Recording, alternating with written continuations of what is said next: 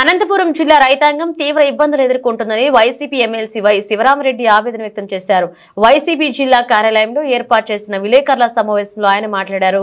గత సంవత్సరం ఇవ్వాల్సిన ఇన్సూరెన్స్ ని ఇప్పటి వరకు చెల్లించలేదని విమర్శించారు. అనేక పంటలు దెబ్బతిని రైతులు ఆర్థికంగా చితికిపోయారని వాపోయారు.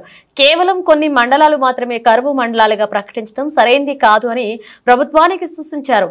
జిల్లా వ్యాప్తంగా రైతులు ఇబ్బందులు ఎదుర్కొంటుంటే కొన్ని మండలాలను కరువు మండలాలుగా ప్రకటించడం దారుణమన్నారు.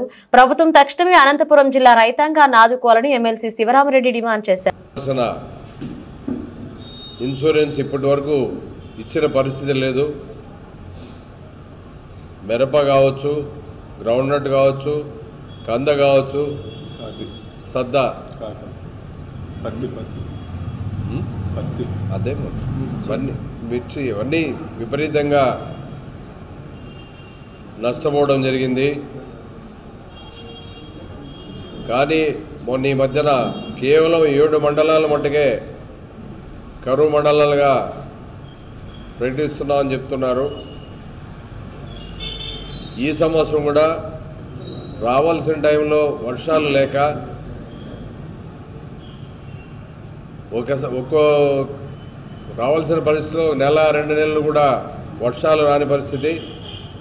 అవసరం లేనప్పుడు విపరీతంగా వర్షాలు రోజు వచ్చి ఈ ఆకాశం మేఘాలు మబ్బుగా ఉండడం వల్ల అయితేనేమి,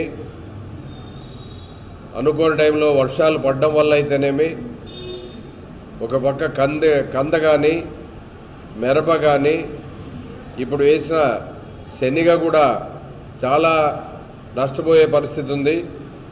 ఆల్మోస్ట్ కందలు బాగా రావాల్సిన దిగుబడి కంటే విపరీతంగా తగ్గే పరిస్థితి కూడా పూత రాలిపోవడం వల్ల జరిగినా ఇప్పటికీ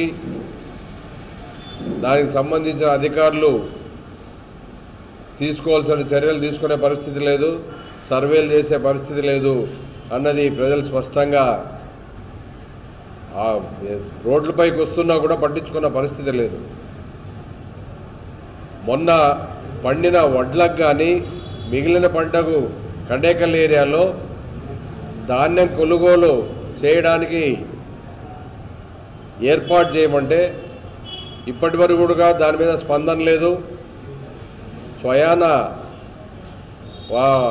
తెలుగుదేశం ఎమ్మెల్యే కాలు శ్రీనివాసులు అంటే విప్పు గారు కూడా మన డిఆర్సీ మీటింగ్లో కూడా అడగడం జరిగింది.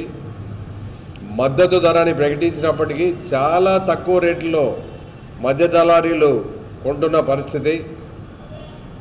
వీటన్నిటినీ అరికట్టలేక రైతులు లబోదివ్వమంటున్నా దాన్ని పట్టించుకునే పరిస్థితులే ఈ ప్రభుత్వం లేకపోవడం చాలా దురదృష్టకరం. ముఖ్యంగా గతంలో జరిగిన నష్టానికి కూడా విపరీతంగా నష్టపోయిన రైతాంగాన్ని ఆదుకోవాలనే ఆలోచన కూడా చేయకపోవడం, రైతు భరోసా పేరు మార్చి అన్నదాత సుఖీభవ అని పెట్టడం జరిగింది. కానీ ప్రతి వాళ్ళు రైతే రాజు అని ఒకరంటారు, అన్నదాత సుఖీభవ అని ఒకరంటారు, రైతే వెన్నెము కానీ వివిధ రకాలుగా చెప్తున్నప్పటికీ ఇన్ని సంవత్సరాలు వచ్చినా ఇంకా ఇబ్బందుల్లో ఉన్న పరిస్థితిని మనం గమనించాల్సిన అవసరం ఉంది. గతంలో ఏ సీజన్కి ఆ సీజన్కి పంట నష్ట పరిహారం కానీ ఇన్సూరెన్స్ కానీ ఇమ్మీడియట్గా వచ్చేది. కానీ గత సంవత్సరం ఇప్పటి వరకు కూడా ఈకపోవడం చాలా దురదృష్టకరం.